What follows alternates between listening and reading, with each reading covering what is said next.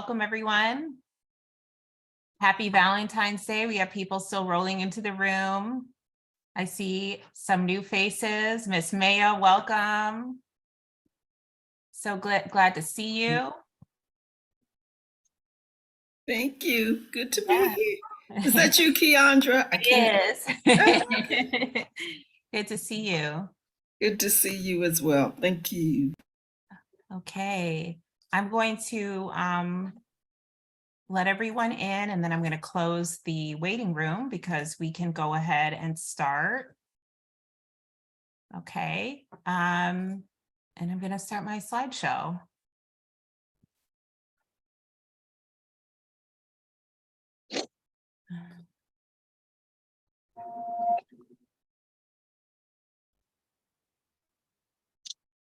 Not sure if everyone can see. Let me try that again. Oh, there we are.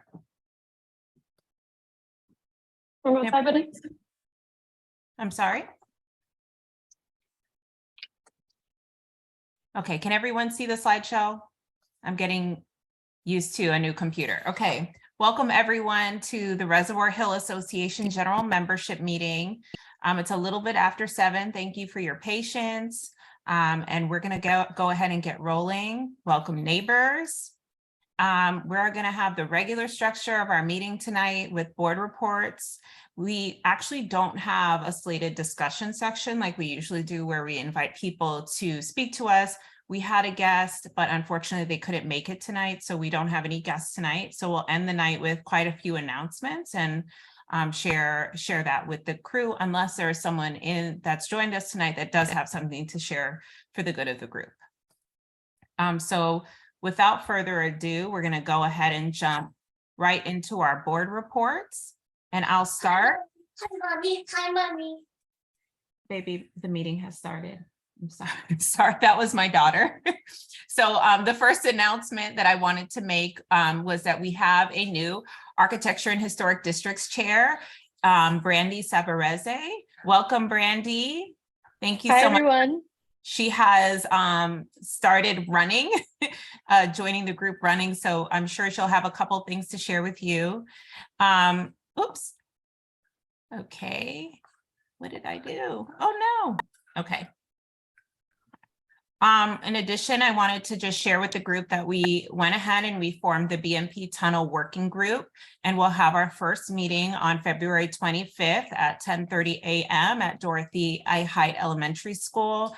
In that meeting, we're just getting together, sharing ideas on what to do to work together, and it's really a strategizing meeting. So if you are a great writer, if you have legal expertise, if you have worked on issues such as this in a previous neighborhood or maybe in this neighborhood, we invite you to join, bring a neighbor. It's a short meeting. It's only from 10:30 to 11:30, but the goal is to leave that meeting with a really clear plan on next steps. Another thing that the group has been working on, Reservoir Hill Association, is fiscal planning. I know it's February and we're heading into March, but we feel like we would be better set if we had a plan for now until the end of the year. So we've been working together to think about not only our financial goals, but also our strategic goals for the neighborhood and making sure that they're all in alignment and we're working together for that. And then the final point I want to make clear, we are searching for a secretary.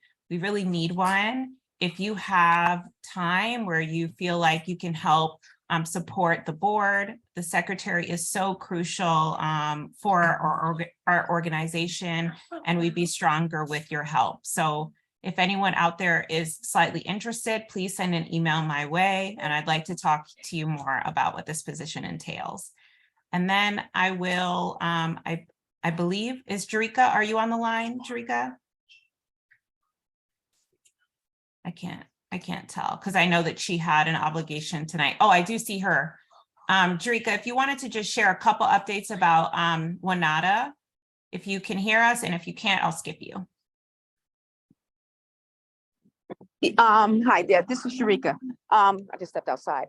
I wasn't able to attend the meeting because I didn't get a notice until the last moment, but I was able to speak with one of the representatives from another community that was there. And they had gone over several bills that they are passing as far as how to obtain some of the properties along North Avenue corridor. But I wasn't able to get that information to my best of my abilities because of when I was getting the information. So what I did was I have a meeting scheduled with a young lady who did attend, and I will have more information for that come our next meeting on what they're planning on doing. Thank you, Jerika. You're welcome. And just for a refresher, if this is your first meeting, WNATA stands for the West North Avenue Development Authority, and it was passed through legislation run by State Senator Antonio Hayes, and that is for the redevelopment of North Avenue, and they're working on having a strategic plan and a strategic vision for that entire corridor from Mount Royal Terrace all the way down to Coppin State University. So that's what we're referencing. It's a really big deal. I will pass it on to Chet.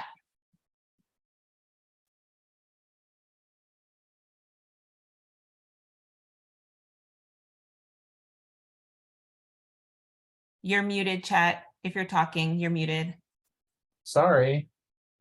You think I'd get this by now. I updated the slide, but it's not updated on your screen. I'm not sure if that's, I have to refresh. There we go. Thank you. So the February report, we have not quite $1,800 in the bank right now. I'm still gathering expenditures from the committees, but we spent at least $800.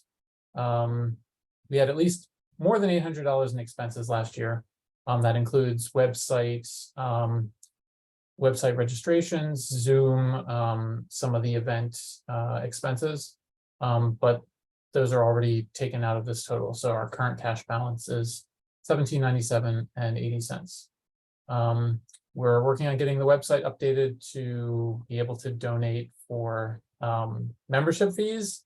You can donate through the PayPal link on the website. You can donate through that little QR code there, or directly from PayPal if you have PayPal through at RHA Donate. Dues can be dropped off at my house as well at 720 Reservoir Street in the form of a check, preferably. And I think that's about all I have. We've met with some of the committees to try to figure out what our upcoming budget expenses are going to be for this upcoming year. So that's also pending. Hopefully I didn't forget anything. No, that's perfect. Thank you. Thank you, And Chet. dues are $12 a year. You're welcome to donate more, but dues are $12. Thanks, Mike. And I think the rationale there, Chet, with the dues is that we didn't want to make the dues more than what would be the minimum wage hour of work. So that's kind of how we decided on that amount. About $1 a month. So hopefully And $1 a affordable month, for that's just about everybody. That's right. Thank you, Chet. Brandy. Hi, everyone. This is my first meeting as the chair. So as the new committee chair for architecture and historic preservation, I really want to get my bearings and understand concerns, ideas, great things about architecture and historic preservation in the neighborhood. So just going to kind of spend the next few months learning and listening and participating in conversations where I can. I would love to meet anybody. I'd love to meet everybody, but I'd love, to hear from you if you have any concerns or ideas or suggestions. A couple of things that I'm specifically engaged in at the moment are BMP tunnel discussions. And I'm enthusiastic about really kind of parsing what's going on with the BMP tunnel and how it affects our neighborhood and what we can do to make it a better project for us, and also learning more about the Utah Cycle Track project, which I think could bring a lot of benefit to the neighborhood and to Utah Place, irrespective of the bicycle amenities. I think that the Utah Cycle Track could have a tremendous impact on traffic calming on Utah, which I experienced for the first time myself a few days ago and was absolutely astounded at the speeds on that road. So I can only imagine what it feels like for those of you who live there. So if you have any questions about the cycle track or BMP tunnel or architecture and historic preservation, please don't hesitate to reach out. Thank you so much, Brandy, and welcome again to the board. Thank you. Rolando, our Safety and Security Chair.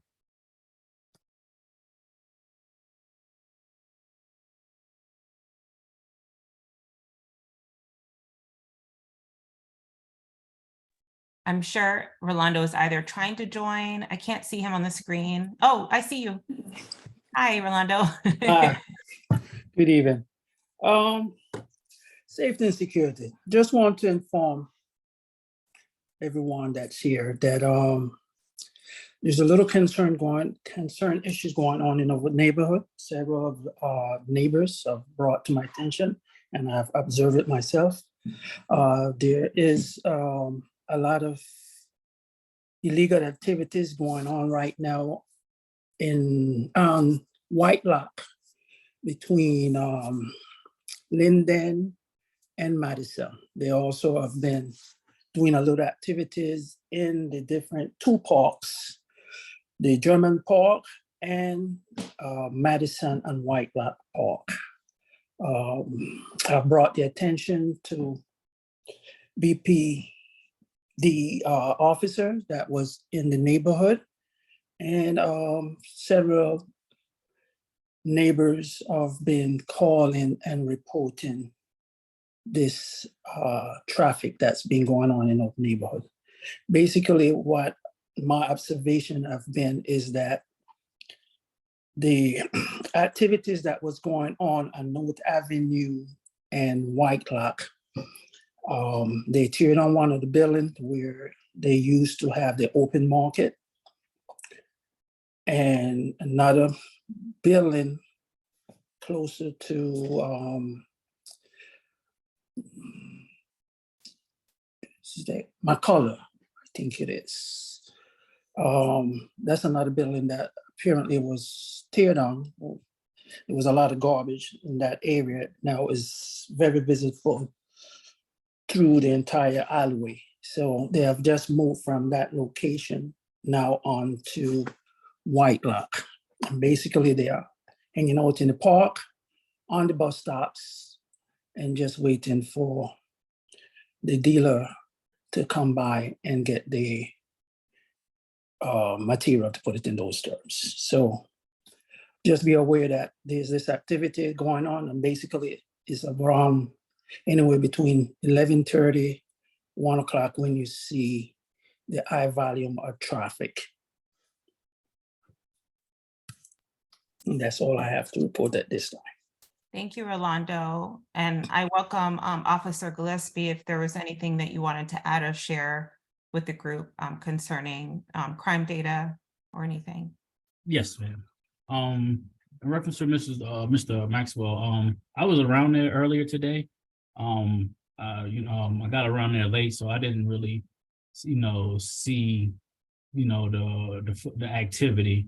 But we did receive the photos from the community center. I think it was Mr. Torben. He emailed them to the district. So district action team guys, they're aware of it also. And then, like I said, when I'm not too busy, I'll come up there and walk around and and hang out with them while they're hanging out. I'm gonna go over the crime from this time last year to this time this year. There's no homicides, there's no shootings, there's no rapes, there's no robberies to report. Yeah, 6 aggravated assaults compared to 3 last year. Out of those, 5 of the 6, arrests were made. The last one is a warrant that is still waiting to be served on the individual. You had 1 burglary compared to 1 last year. You had 7 larcenies compared to 7 larcenies from last year.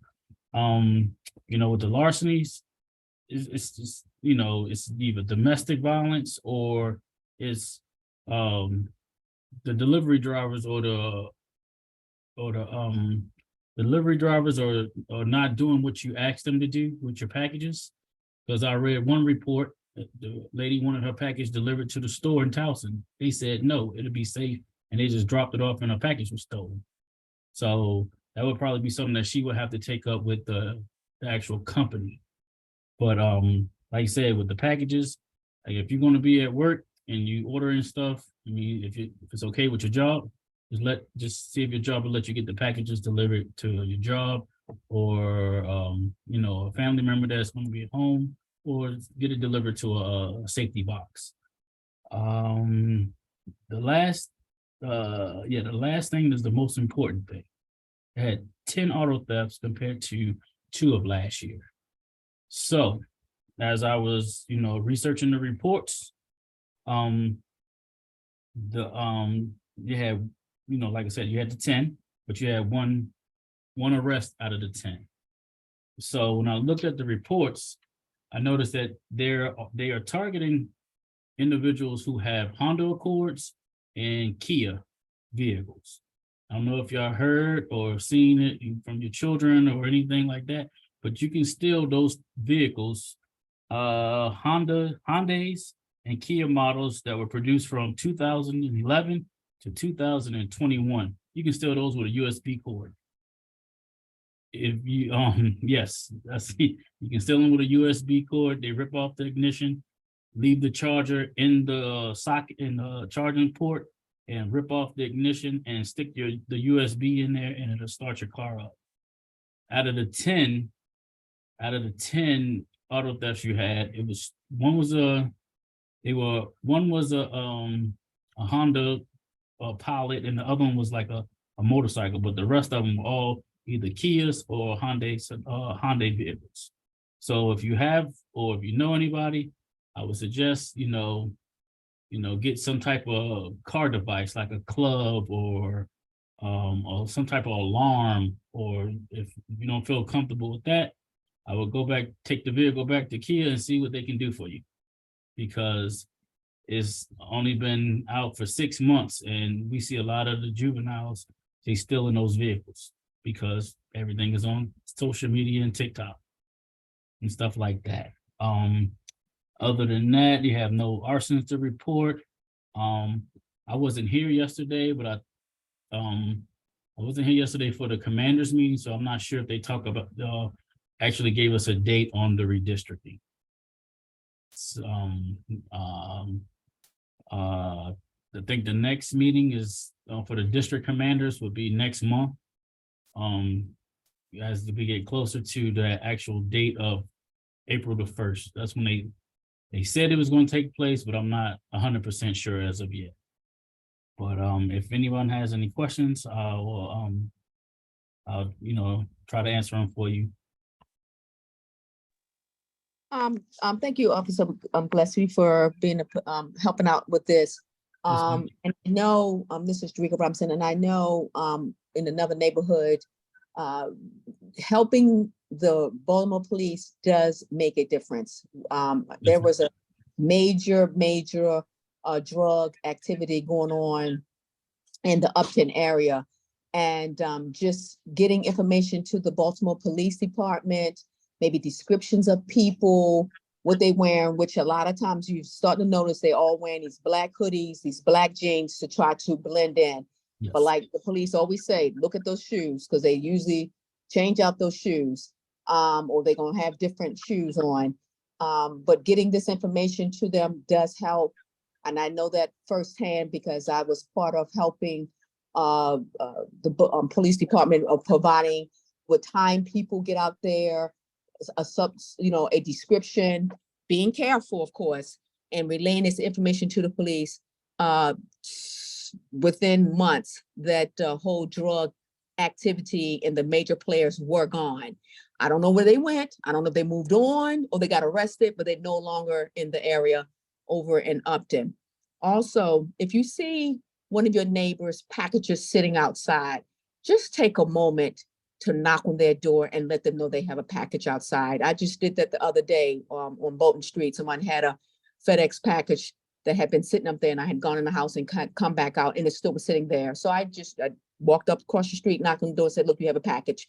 And they were very grateful for that, because they didn't know, because sometimes these drivers do not knock on your door to let you know you have a package out there. They just drop it off and keep going. And some will be diligent enough to knock on your door, ring your bell to let you know there is a package out there. But if you don't hear it, that package could be sitting out there. So if you don't, just take that extra step and, love thy neighbor and help them out with these packages. If you're home and see them, just knock on the door and give them, to let them know they have a package outside as well. Thank you. That's a great point, Jerika. Does anyone have any other questions or comments to share with the group about safety and security? Questions to Officer Gillespie? Yeah, I was out yesterday and today on Madison, and the grouping occurred on Madison and Whitelock, going all the way up to the corner of Utah, but not quite there. It's about 25 of them. I was out there with the other neighbors, and we saw them, and we went over and asked them what they were up to.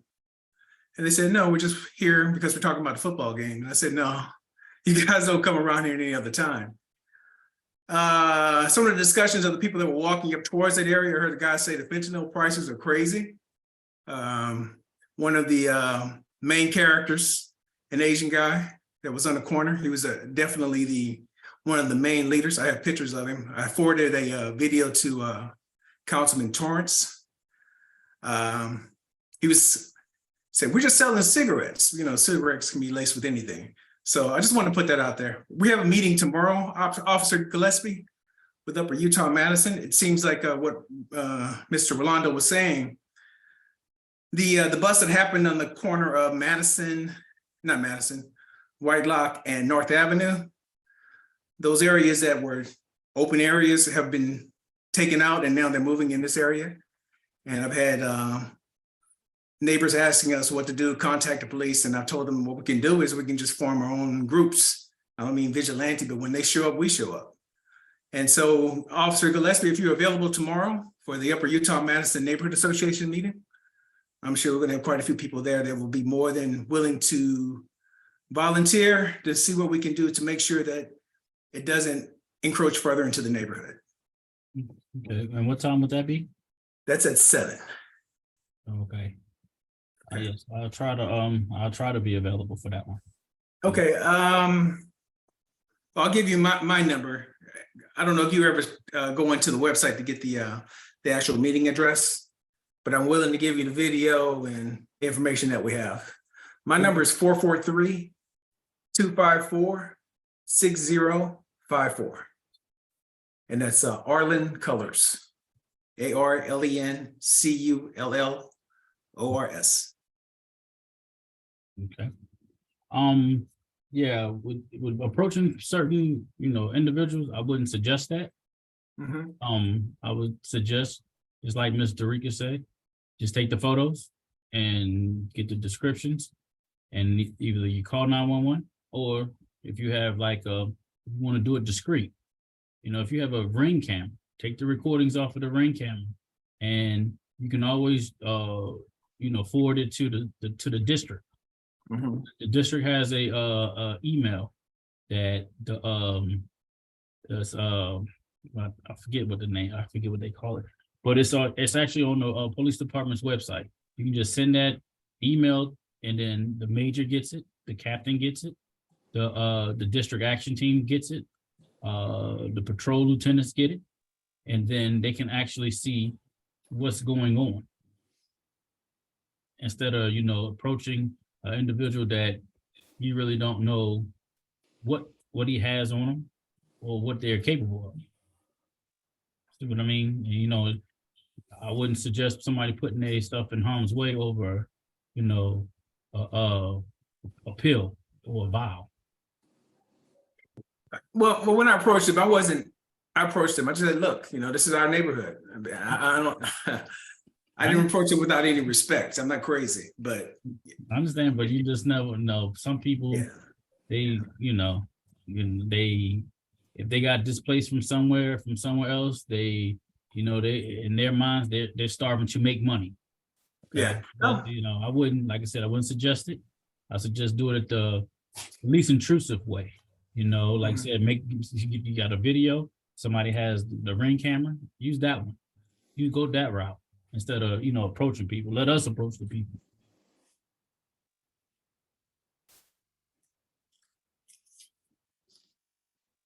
Rolando, you have your hand up? Yes, sir. I just wanted to inform Officer Gillespie, unfortunately, on White Lot, we may only have one camera between Madison and Linden. Okay. If we do have one, but Okay. that option is actually out of the question. You can, I mean, probably can see if since the activity at North and Linden has been removed since they closed the stores. You can probably see if councilman or someone can get one of those 2 cameras down there relocated up to White Lock and Linden, so they can, you know, see down White Lock. Because you got Thank two you for cameras, that. you have 2 cameras right there at North and Linden, and then you have one at Linden and, you know, yeah, Linden and what is that? Linden and Lenox. You got about 3 cameras in that little section right there. You have another camera at Linden and Brookfield. So you have 3 cameras right there. You can see if something, I mean, I'm not sure how that works, but if they can take one of them and just move it up the street. I will double check those cameras, but I don't recall ever seeing.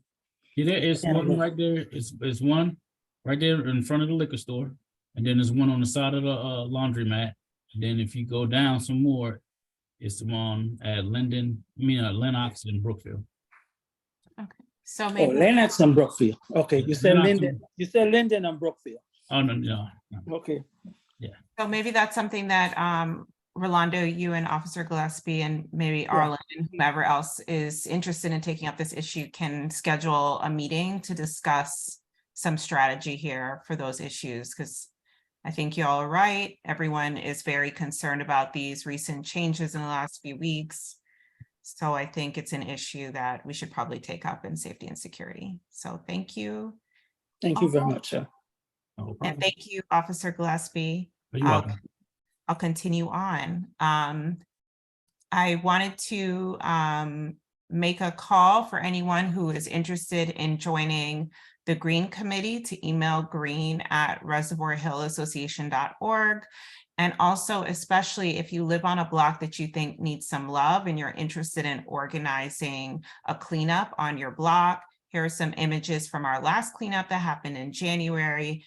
It makes a big impact, not only for everyone living on the block, but for the whole neighborhood, and also for the water drainage, and because a lot of the leaves and roots from trees end up blocking our waterways. And so when neighbors get together and we work together to improve our neighborhood, it makes a really long-lasting impact. If you live on a block that you think could use some TLC, do reach out to green@reservoirhill.org. We can work with you to organize a cleanup and add that to our calendar. And if you're just generally interested in the upkeep and love of our parks, our green spaces, and our streets, reach out to green@reservoirhill.org to join that committee. And Janae.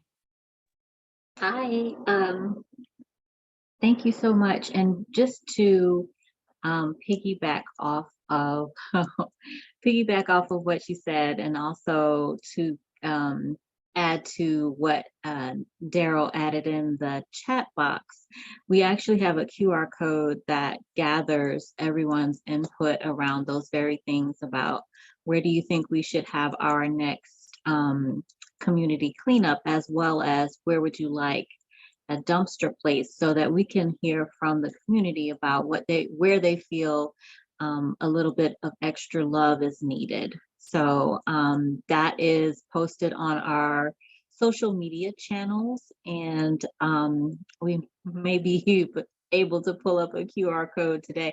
I'm having technical difficulties, so I'm trying to keep it real streamlined, and that's why my slide is very basic, and I'm using the color scheme from last month. So I will get it straight. But nonetheless,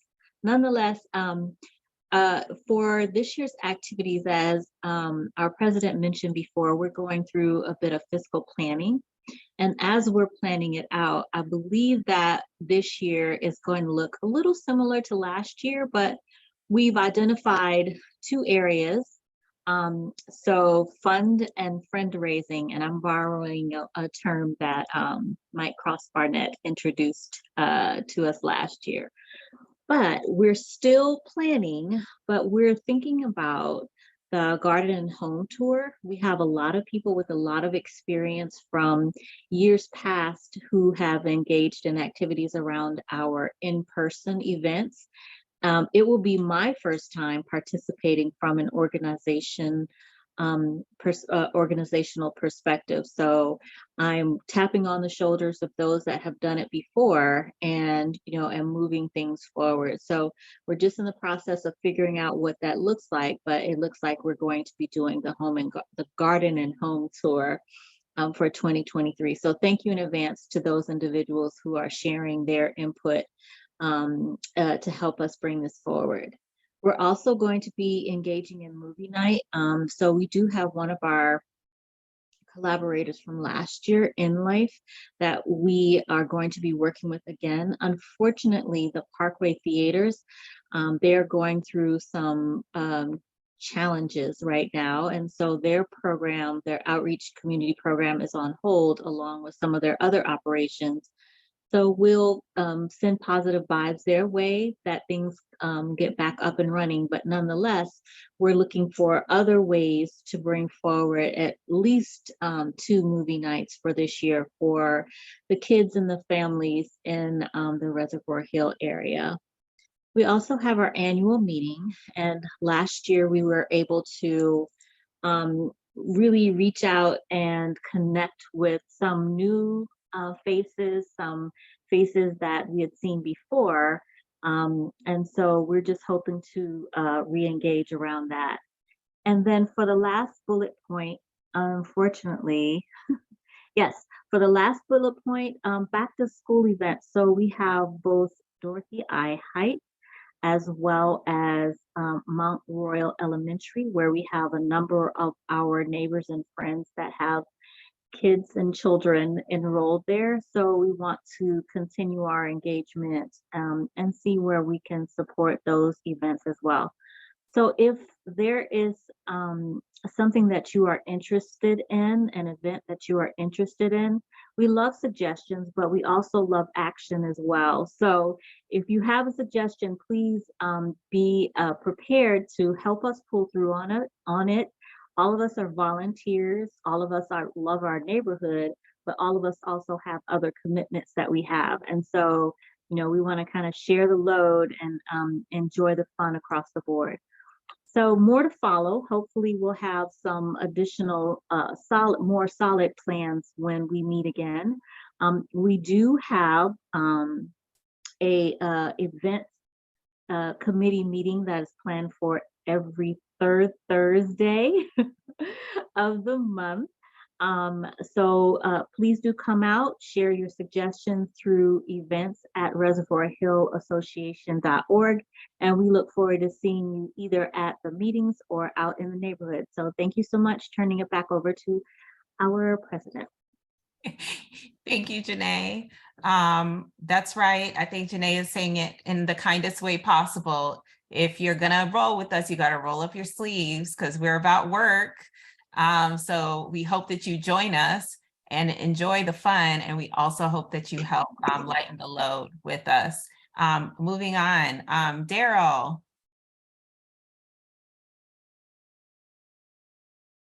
Can you hit the refresh one time for that?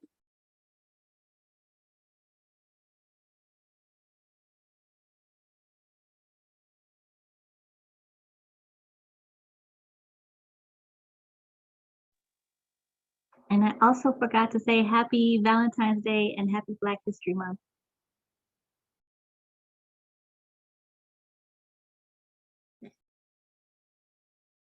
Okay, I'm Darryl McLean, Marketing Chair.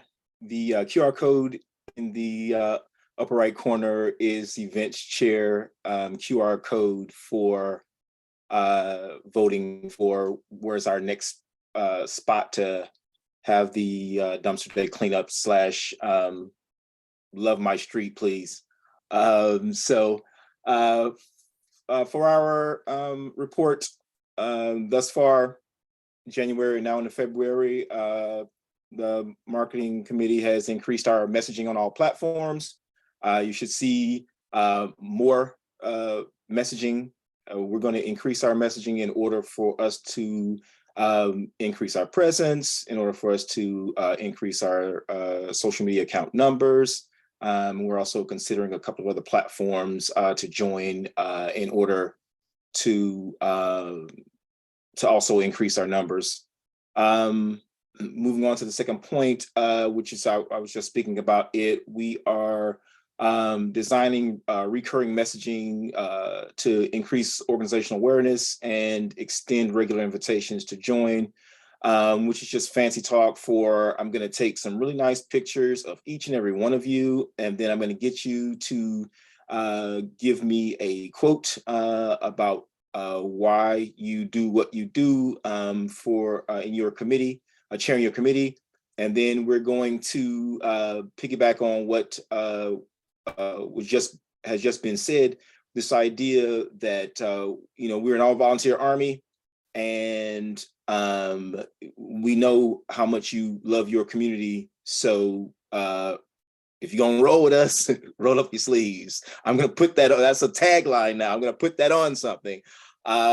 So we're going to continue to put that message out there to individuals that come join us, and we're going to utilize also our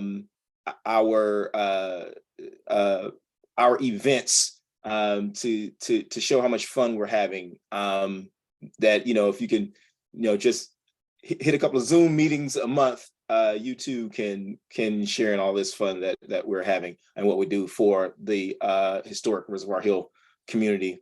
We have for Black History Month, we've done social media messaging on all platforms, and we will continue. Actually, our lightning round will be the next 2 weeks.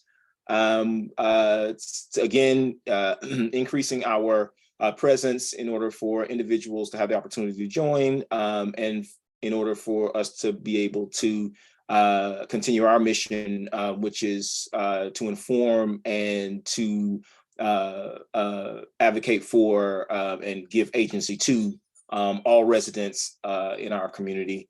We are continuing to improve our social media workflow in order to increase messaging timeliness, which means that I am rearranging how things are done, and then I try and say, hey, does that work better? And I've actually found a better method than what I was doing before, and that should also be demonstrated in the increase in messaging and timeliness of the messaging.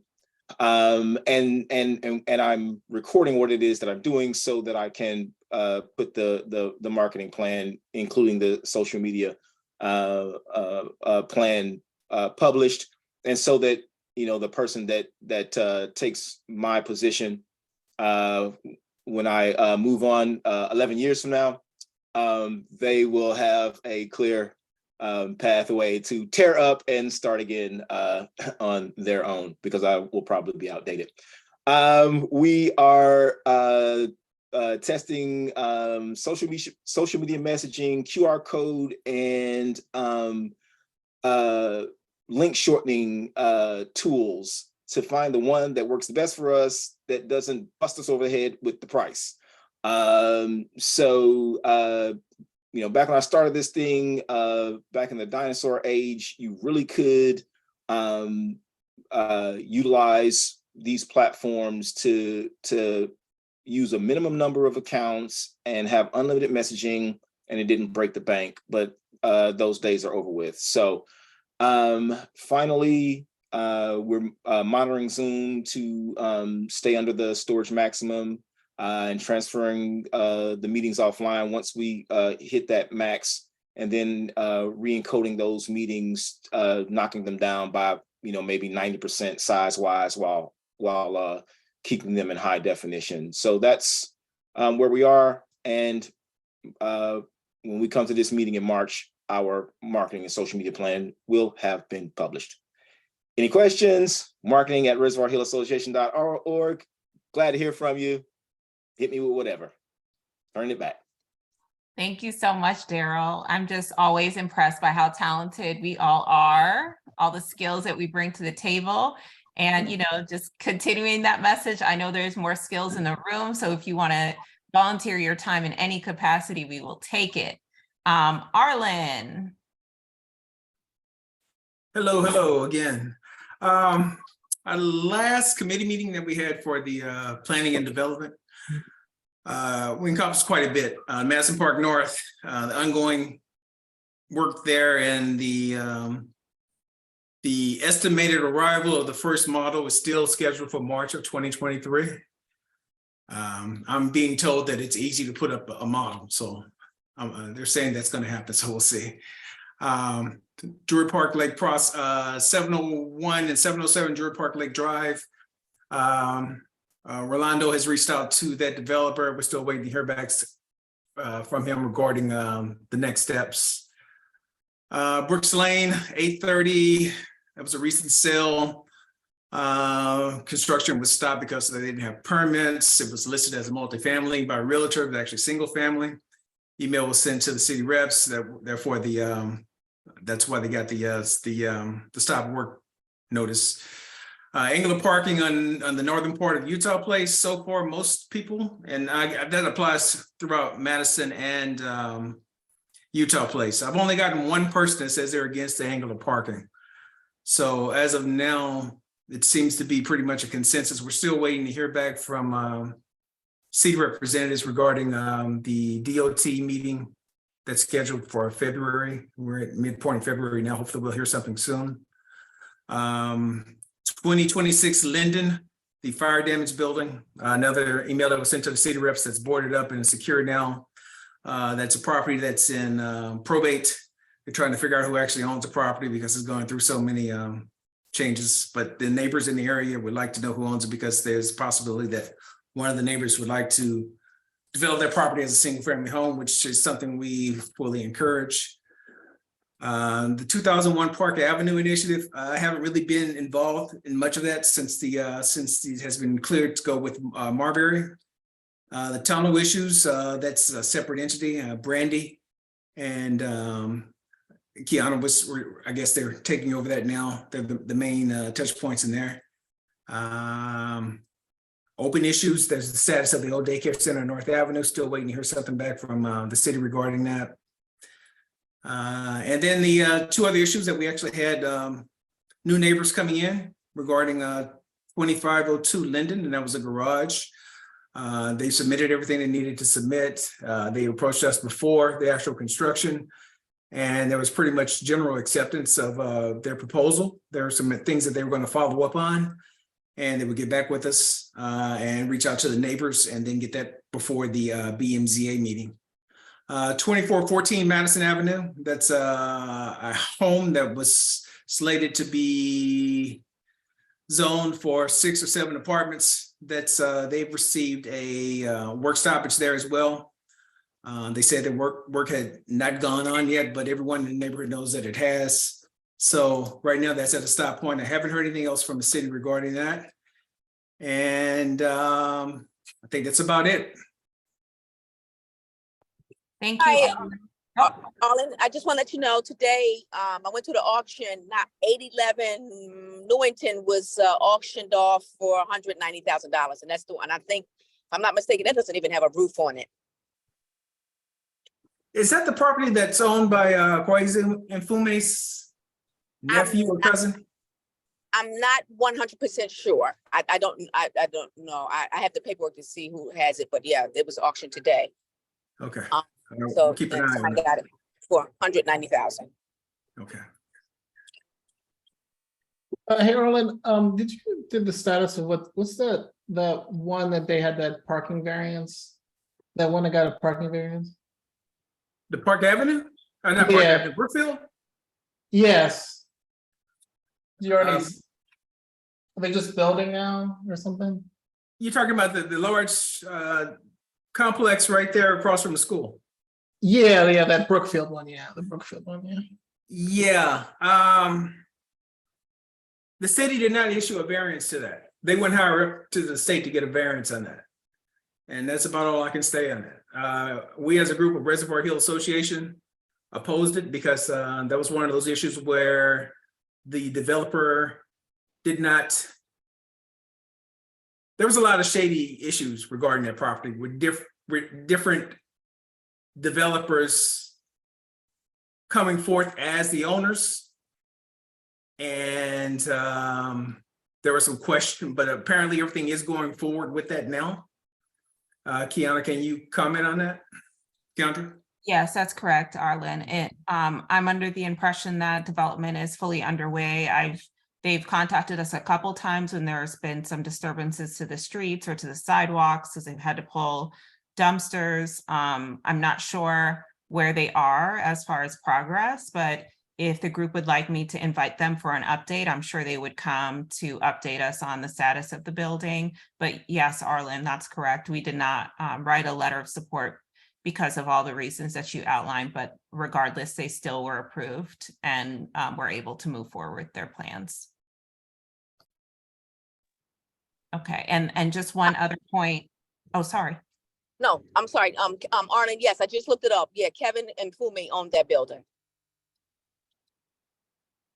Well, I'm the hoping that's 87 going to be a North- positive, because one of the neighbors that reached out to me several months back, and she said she had been in touch with them. She wrote a letter to Quasi and Fume, and the property's been vacant for years. And so hopefully they won't get a 7-unit home in there. Hopefully it'll be a single family. But we'll stay on top of it. Okay, perfect. Thank you. Thank you so much for those updates. And just quickly on the BP tunnel, a couple of us were able to attend a meeting this morning with Amtrak concerning potential impacts on 2001 Park Avenue, because the tunnel is slated to run under that building. What we know so far is that the tunnel would be as little as 50 to 40 feet below the basements of several buildings in the area. They're looking to acquire they said the Earth's core. The Earth's core to the tunnel is how they described it, of 500 properties along the impact zone. And so, of course, we need more information. As Brandy said, we're really advocating to really fully grasp the impact of this tunnel on our neighborhood. That's why we need more of you to be involved, because there's so many layers to this issue, not only about the environment, but about our ownership rights to our homes and the possible ramifications of drilling, and then an ongoing train running under our homes and what the impacts would be. So we really need to gather together and work together to really figure out the odds and ends of that. So thank you, Arlen. So like I said, we don't have any discussion today, so I'm going to skip over this section. And please feel free, if there's anything that anyone in the room wants to share, we can discuss it. So you can do that. Yes, Ms. Mayo. Yes. Hi. Thank you, Madam President. I did want to share a little bit of the legislation being sponsored by Senator Hayes, as well as a couple of fun announcements. One is piece of legislation is SB 475, which is the enterprise zones. And he is sponsoring that legislation to increase the number of, or rather remove the prohibition that the Secretary of Commerce has on approving RHA zones in a certain area, and also to extend the termination date of the RHA program. This legislation would also come with the pledge of revenues to ensure that there are capital dollars devoted to infrastructure improvements in a RHA zone. For small businesses, I think this is exciting. Senator Hayes is sponsoring SB 125, the Business Diversity Incubator, that would grant funds to nonprofit organizations to increase diversity of small businesses, and requires the governor to put $2 million in the budget each year. And that has made its way out of the Finance Committee. The appraisal gap, SB 445, which many of you know did pass, is going back for alterations. And the alterations that Senator Hayes is seeking is to change the eligibility requirements to make it easier to qualify for funds as it relates to, and for those who aren't familiar with the appraisal gap legislation, when a home is purchased, and we know we have a lot of problems with vacants, the value of the home is valued a certain way, and that is a result of historic redlining. But the construction expenses exceed the contract sales price. So Senator Hayes has gone back to reduce the eligibility requirements to make it more affordable for persons with limited income that may want to purchase a vacant home and do the renovations. He's been trying for several years to secure funding for that as well. Someone mentioned sidewalks earlier. He's requested a meeting that I will be attending with Baltimore City Department of Transportation about making improvements on the west side, particularly in sidewalks. And we hope to have that meeting in the coming weeks to really devote some time and resources to making those improvements. And finally, 2 announcements. Senator Hayes believes economic development and empowerment is key to improving our communities. And so he sponsored the legislation and worked very hard to bring the CIAA to Baltimore. It is coming February 20th to 26th. And this will be the 2nd year. And next year, we're hoping they come back. And so we're asking you to support that event and the associated activities, because it is an economic boom for our city. And finally, it's been 4 years since 2019, when I first went to work for Senator Hayes, since we were able to have a district night in Annapolis. And so we are going to do that on Monday, March the 6th. He is sponsoring 2 buses. One will leave 5 o'clock from Mondawmin Mall, and the other will leave 5 o'clock from First. Thank you so much, Keandra. From First Mount Calvary Baptist Church.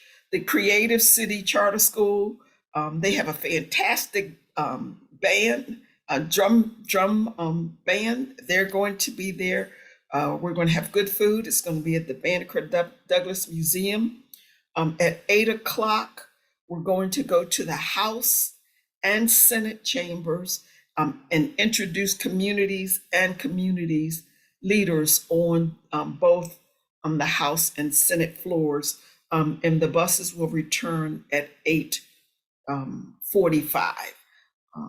And I asked, we were hoping to be able to tour the governor's mansion, but the first family has not moved in yet. So they are not able to organize that tour. So we're excited.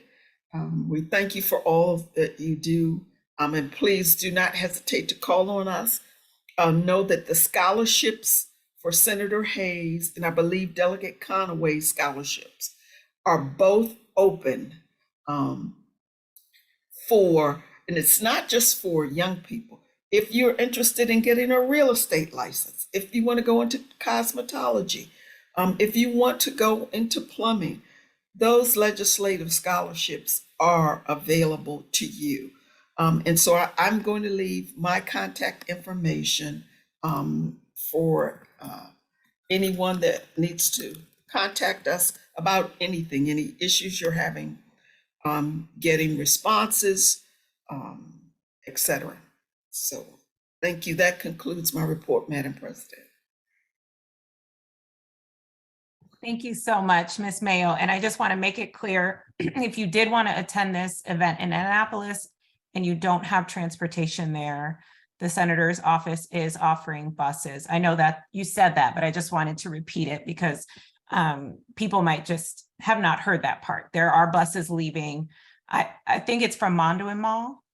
Is that true? Yes. So when you scan the barcode, you will go to a Google form and it will ask you, do you want to provide your own transportation? Do you want to leave from Mondawmin? Do you want to leave from First Mount Calvary Baptist Church?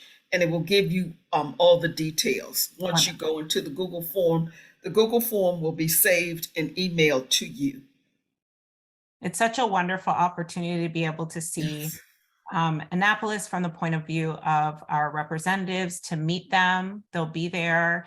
Yes. And then to represent your neighborhood. So if you're available and you can go, and if you can, take some pictures so you can share it with the rest of the neighborhood, we would love it.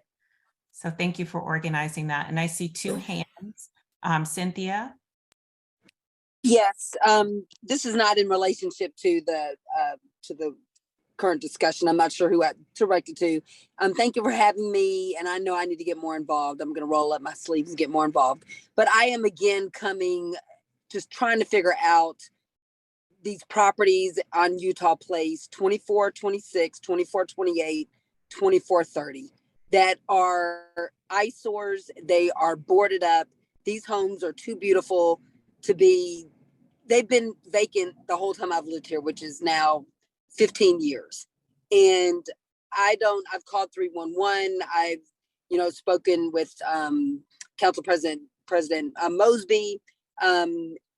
What can we do? Because these properties deserve to be loved and to be occupied. And us as, neighbors, we deserve better than for Baltimore to be allowing these properties to sit. And I'm sure the rest of the neighborhood, we can all say this, but what is it going to take for some action to be done? I've called 311 multiple times. They said there's violations and citations, but I don't know what to do at this point or who we should direct it to. You know what, Cynthia, I wonder if, and Ms. Mayo, if you have any insight on the state level, what can be done, but I wonder on the local level, because this, there are so many properties that are technically being taken care of because the taxes are being paid every year. I don't know if this falls into the same bucket, but they're being collected every other way. And I don't know if that's something that we can get on the line, invite you and a couple of other concerned neighbors with Councilman Torrance and whomever else could help us. But it would, Ms. Mayo, I'd love to hear your insight. Sure.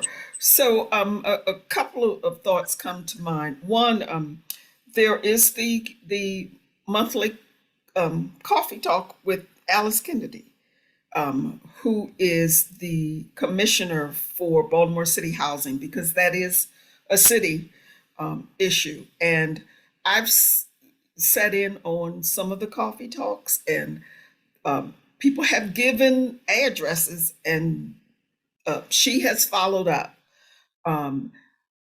We have gone out with her to some of the vacants because she will do a walkthrough. We've done that a couple of times with her to specific addresses.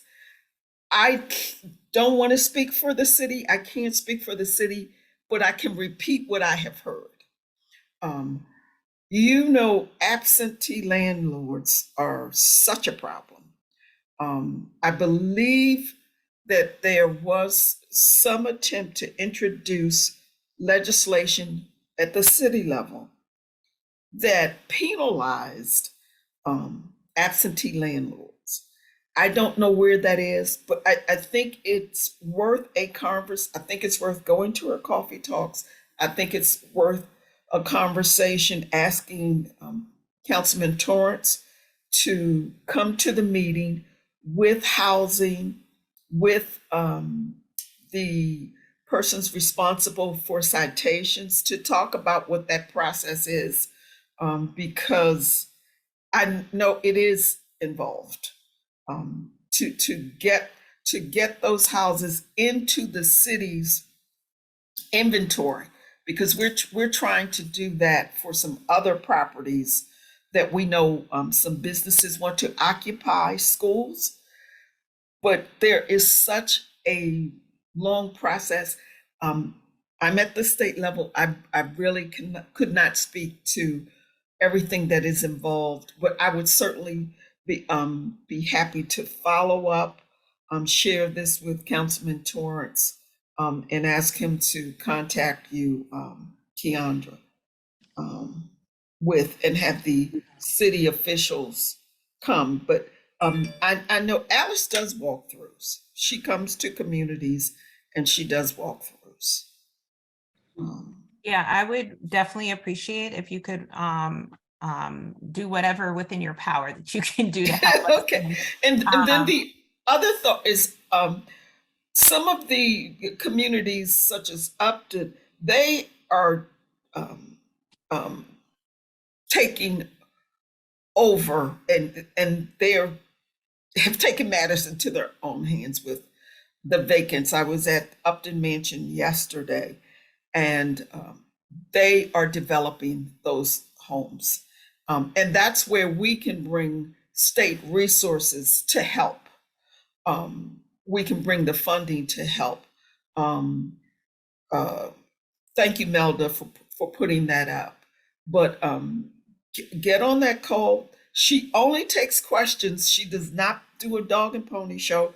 I talked with her yesterday, and I appreciate it. I appreciate that you don't try to say, "Oh, this is wonderful."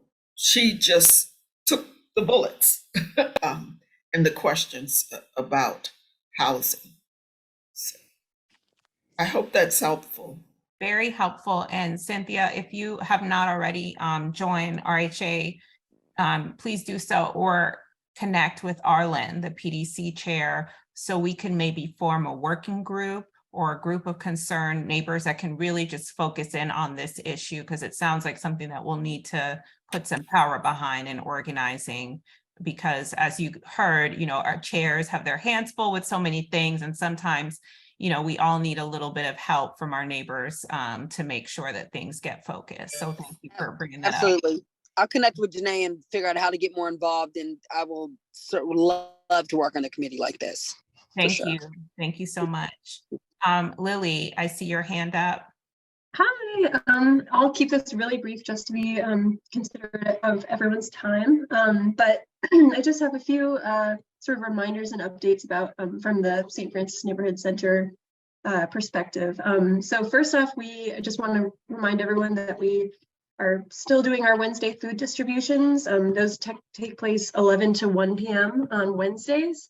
However, it's advisable that people arrive early, and we tend to generally things go quickly closer to 11 than 1. And then also during that same time on Wednesdays from 9 a.m. to 1 p.m., we have open community computer lab hours. So if you or anyone needs access to internet or computers to do whatever they need to do or want to do, they're welcome to come in and use our facilities. And then finally, we also have recently introduced our senior socials. So on Tuesdays from 9 a.m. to 12 p.m., we open up our facilities to neighbors 55 plus, and people can socialize, hang out, enjoy a cup of coffee, play games, chat. And then I think we're looking to sort of expand that and have some more planned activities, but it's very casual. It's just about getting to know one another. And then finally, I don't know if you've heard or not, but we're celebrating our 60th anniversary as an organization in Reservoir Hill this year. So we're having our spring gala on May 5th. And as part of that, we're going to have a sort of special archival, a special exhibit from our archives. So we have a lot of older documents of Reservoir Hill community organizing of decades past that I at least found interesting. I feel like some of you might also find interesting. So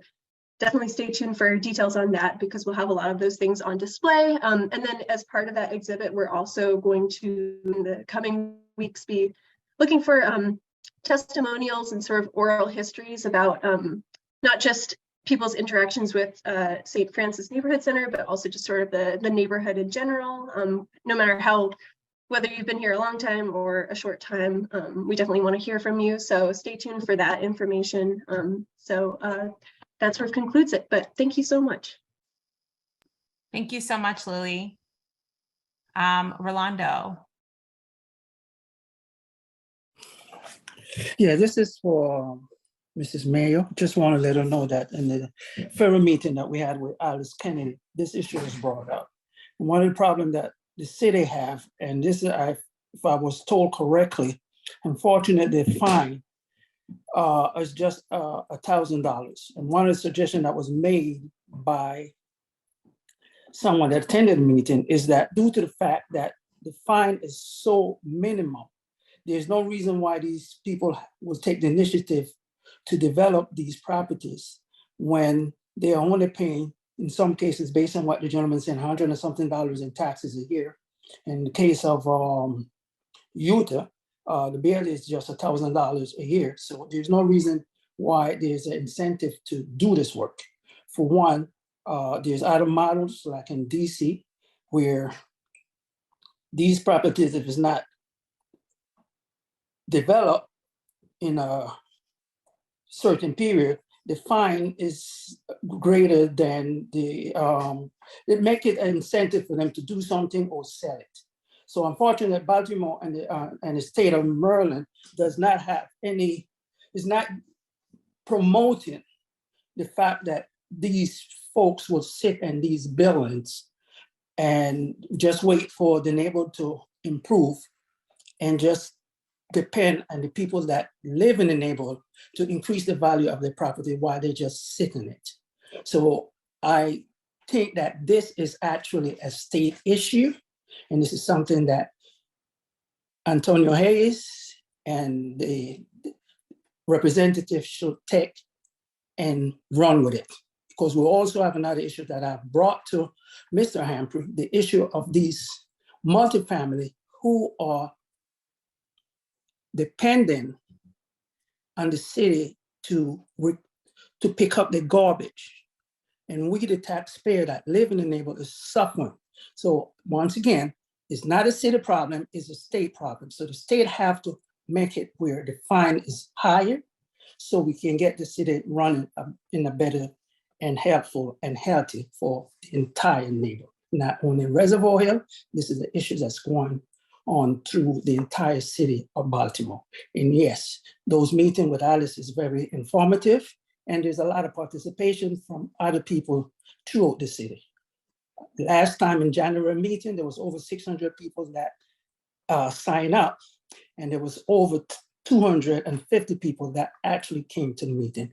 And the same thing happened in February. There was a very great amount of individuals that show up. So please take this up with Senator Hayes and everybody. I will, but you do know that the state, there is no hierarchy. We don't direct the city to do their jobs. And I do believe that city council was looking at trying to make it more punitive. Every county doesn't have this issue. I would certainly take it back to him, but when you mention trash, and that's a state issue, I'm not understanding what that means. What I'm trying to say is that due to the fact that the fines are so limited, and if the information that was given to me, which was stated that the state is who determine the maximum fine that can apply, it's not the city determine this. Okay, I'll find out if that's true, but I will find out if that's true. But We need all the help. Unfortunately, we can't depend on- I'm willing to do that, and I'm willing to go to the city, but we do observe legislative courtesy, and I will take these notes back to Councilman Torrance, and I will have a conversation with him. I don't mind doing that at all, but let's just make sure that we're factual. Okay, let's make sure we're It's factual. not only Councilman Torrance that have to get involved. We have to have the entire council that pushing this issue. Councilman Torrance is already aware of this issue. He's actually is working and trying to have one of the. But I'm just saying, we're not the multi-family boss of the council. We're not their bosses. And you're empowered to have all the city persons you want come to your meeting, but we're not their bosses. We work with them, we're their partners. It sounds like we need to find out who actually sets the limits to the fine, Yeah. who can make those decisions. So, Ms. Mayo, if you could do whatever you can to figure out I will. part of that is true, and then we can do our end and reach out to Councilman Torrance, who we're in contact with, to figure out what the barriers have been, because I know, like Rolando is saying, he has been working on legislation to work to make sure that absentee landlords who are not picking up their trash properly are being fined, but we're not sure where, what the limits are to that, or what the state has to do with that. So that could be really helpful. Thank you both. Okay. And I'm just going to very quickly run through the last few bits of our. Keandra. Oh, yes, go ahead. Yeah, my hand was up, but it got blended in with the background. Oh, I'm sorry, Arlen. I just wanted to reply to Miss Lewis regarding those properties on Utah Place. All three of those properties have been touch points for Upper Utah Madison and RHA for the past at least year, and an indicative of what's the problem with the city is as far as being able to enforce equitable ordinances and codes that will actually benefit the residents of the city. In regards to 2430, that one was a single family house. It was purchased by a couple in New York. That couple sold it to a person in Philly. That person in Philly is known to put in multiple unit halfway homes. They started construction without a permit. They got a permit to do light deconstruction. Mr. Rolando Maxwell got in touch with CHAP. Lauren, our CHAP representative with the city came over, saw what was going on. It's been shut down because they started doing work on the roof without a permit. And as of right now, as far as I know, there's nothing going on in that area. The property right next door to it, 2428 Utah Place. There was a gentleman who was a dentist, I believe. He passed. His daughter is in DC as a doctor. She's been sitting on the property. Property taxes are under $1,000 a month.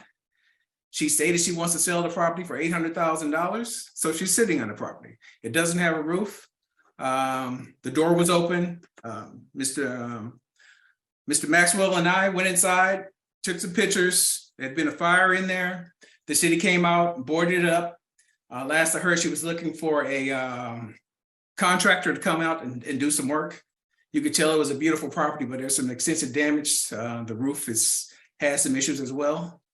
As far as 2426, I think that's the same issue as with 2428. I'm not really, that one hasn't been open and hasn't been on the market, so it's just sitting there as well. But those are the type of issues that we have to deal with. A lot of these ordinances that were put in place benefit people outside of the city, not actual people who are trying to make the city our home. And that is a huge problem. And I know, Ms. Mayo, you have the state has its limits in regards to stepping on the toes of the elected officials in the city. And then the city has its limitations regarding ordinances which are outdated and clearly reflective of redlining ordinances that were issued, again, to benefit people outside of the city instead of the actual stakeholders, as in property and homeowners here.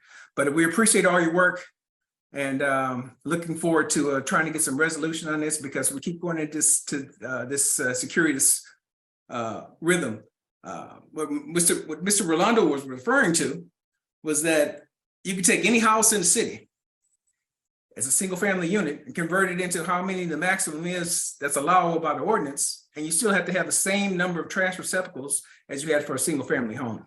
That's a problem. And it seems like we're just chasing our tails with that because trash will go all over the place.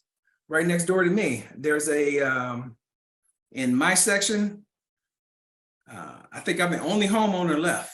There's one longtime apartment owner here, and the rest of them are owned by an international conglomeration that started off at Johns Hopkins as Johns Hopkins students. They own the properties. They're terrible managers. The actual tenants have problems with them. The trash in the back would call tickets on that, but the first 3 tickets go to the tenants. They don't go to the property owners. So those are the type of issues that we need help with. So I'm going to cut that short because we can go all night with this. Thank you, Arlen. That's a really helpful articulation of the issues. I see a hand raised by John Kern. Hey, everybody, can you hear me? I just wanted to jump in here because this is a little bit of part of the work that I do. And I think everybody's exactly right. It's both a city and a state issue with the vacant buildings. It's right on. The 311 citations need to be higher. I totally agree with Rolando on that one. The link I put in there, DHCD, and Director Kennedy may put this in, is just for the, it's a form that you can submit addresses for to see if they're eligible for in-rem foreclosure. And as you may know, and Arlen I'm sure knows, they're only going to be eligible if the amount of liens is higher than the appraised value of the property. So if it is, we can put them in actually a quicker docket so the city can foreclose and get control over the property. But again, you got it. The liens have to be really high. They've got to be higher than the assessed value of the property. So that's one. But there are 2 efforts I just wanted to flag for folks.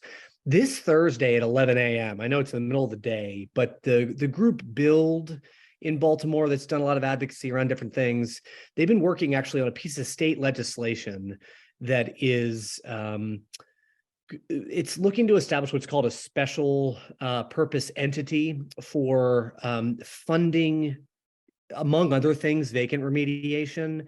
They're doing a press conference around their piece of legislation and the vacants issue that they're working on pretty hard. It's at the Greater Harvest Baptist Church. It's at the corner of Saratoga and Franklin.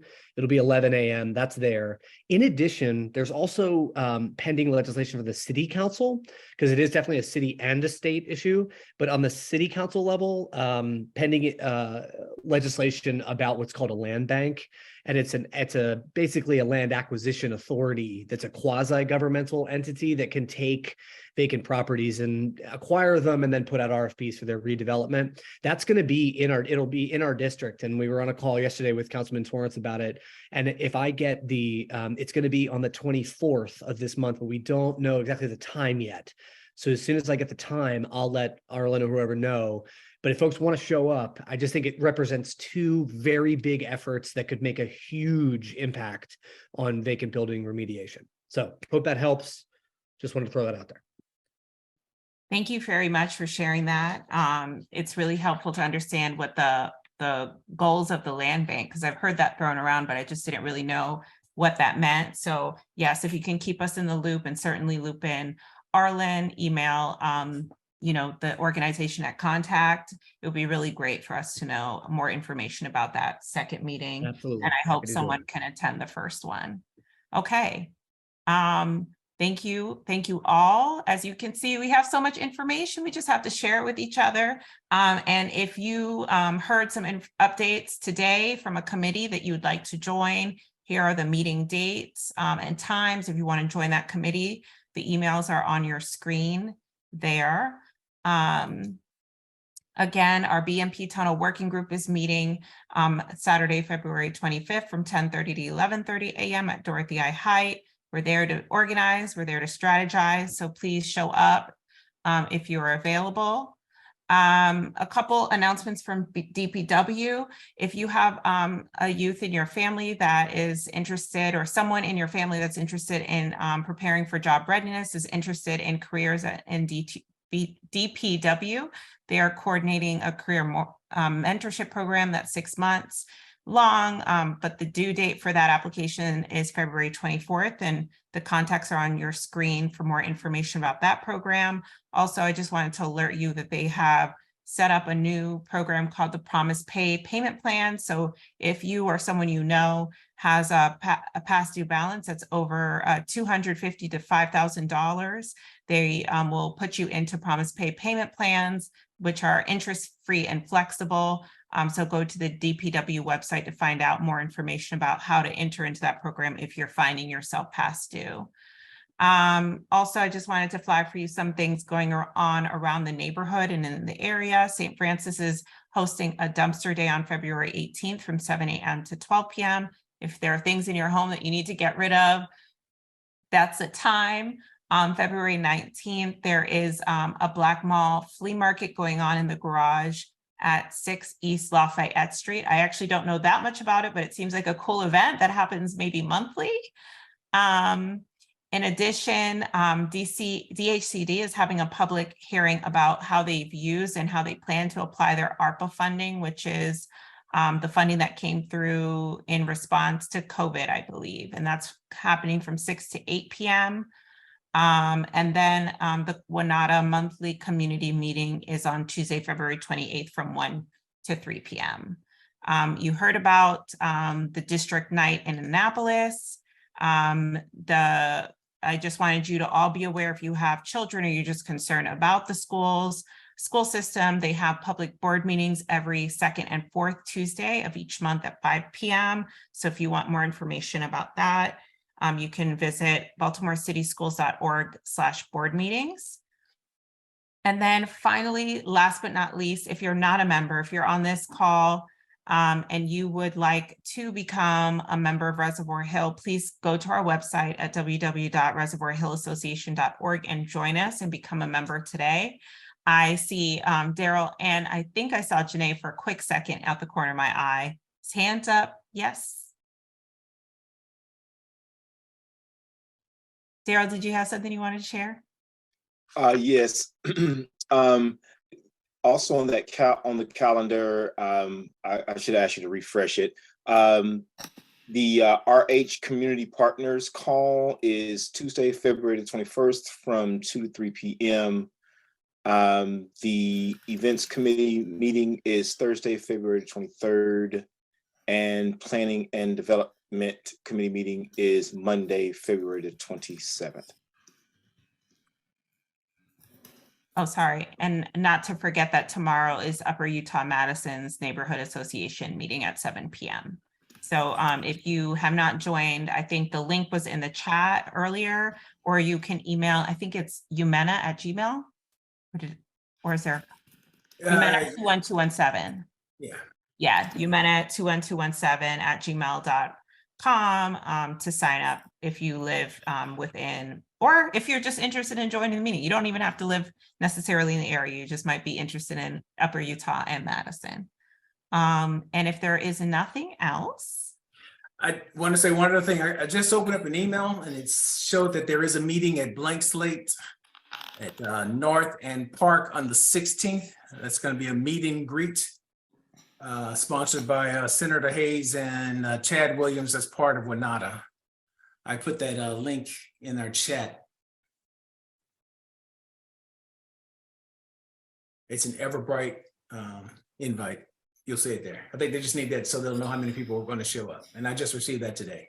thank you so much, Arlen. And that is if you wanted to talk to the developer of 2201 Brookfield, that is being developed by Blank Slate. So if you wanted to meet that developer, that's the person that's doing that. But also it's just a great time to learn more about the WNATA legislation, how it's going to be applied in the area. Any other comments before we close out? Keandra, I just want to make sure you saw and everyone just saw my last note. I just spoke with Councilman Torrance, and I will send you the email first to make sure that the current concerns are accurately captured. And he knows that there needs to be a discussion about what's in the city charter in terms of their capabilities, and distinguish that from the state. And I will also, I have a 7:30 a.m. meeting with Senator Hayes. We have one every Wednesday. And I will raise that with him as well, because we do need to have an understanding of city and state, what we do. But the key is we do want to address the issues. All righty. Thank you so much. Happy Valentine's. My husband just walked in the door. I'm going to have a glass of wine. Good night. I know Happy he was Valentine's Day. I hope you guys have someone. someone. Don't make us jealous. I hope everyone has a glass of wine after this meeting. Cuddle up with someone they love, or at least watch a romantic movie. So with that, the meeting is. Yeah. Well, we're gonna work together. Yes. We are. We are. It's important work. And we're here. Yes, and thank you so much Okay. for joining us tonight. Sure. All right. Bye-bye. Enjoy your evening, everyone. You too. Good night. Thank you. Good night. Good night. Thank you. Good night.